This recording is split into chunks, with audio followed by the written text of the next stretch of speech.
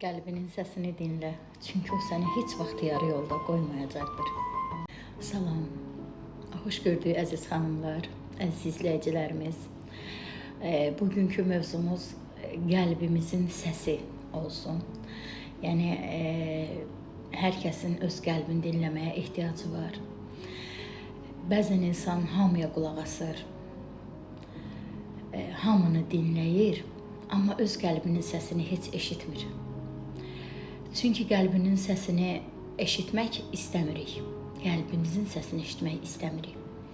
Həyat o qədər səs-küylüdür ki, insan bəzən özünü belə unudur. Ətrafda baş verən hadisələr, yaşananlar o qədər bizim vaxtımızı alır ki, biz özümüzü belə görmürük. Özümüzü unuduruq. İnsan bəzən yorulur, darıxır, tükənir. Səbəbsiz yerə ağlamaq istəyir. Həqiqətən də ağlayırsan, ağladıqca ağlayırsan, ağladıqca ağlayırsan, səbəbini belə bilmirsən, amma durmadan ağlayırsan. Mən bu ağlamaq məsələsi ilə bağlı çox insanlardan eşitmişəm, çox insanlar bu barədə mənə danışıblar. Nədən ağladığımızı heç kimlə bölüşmürük, çünki düşünürük ki, bizi anlamayacaqlar. Amma belə bir şey yoxdur. Bəlkə qəlbin demək istəyir ki, artıq dayan, artıq ən öndə özünü qoy, artıq özünü gör. O qədər özümüzü unutmuşuq ki, özümüz də özümüzdən yadlaşmışıq, yad olmuşuq özümüz özümüzə. Məsəl üçün, bugün özünə bir sual ver. Görəsən mən nə istəyirəm? Nə məni xoşbəxt edər? Nə etsəm xoşbəxt olaram? O zaman hiss etdiklərindən qorxma. Çünki bu qəlbinin səsidir. Bu sənin iç dünyanda olan özün belə özvə demədiyin bir səsdir. Və ondan heç vaxt qorxma. Bu hiss etdiklərin həqiqətdir. Həqiqətən sənin istədiyin odur. Bunu sənə kimsə xatırlatmalı deyil. Bunu sən özün hiss etməlisən. Özün hiss etdiklərini əgər yaşamaq üçün çaba göstərməsən, heç kim sənin qəlbindən keçənləri sənə yaşada bilməz. Nə də qəlbindəki səni xoşbəxt edən o varlıqları heç kim görə bilməz. O yüzdən hər zaman ən öndə öz düşüncələrinə, öz istəklərinə önəm verməlidir insan. Əsasən də qadınlar nə istədiklərini heç vaxt dilə gətirib etiraf edə bilmirlər. Bunu mən özümdən bilirəm. Bir şey istəyirəmsə, ən yaxınıma belə deyə bilmirəm. Bəlkə də desəm daha rahat olaram, daha asan olar mənim üçün. Amma deməyərək özümü çətinliyə saldığımı da bilirəm, çətində olduğumu da bilirəm. Demək olar ki, öz yaşadığım həyatım, mənim özümdə baş verən hadisələr, görürəm ki, çox qadınlarda daha da artığı var.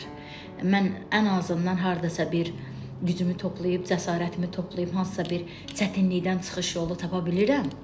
Çünki qəlbimin səsini həqiqətən də dinləyirəm.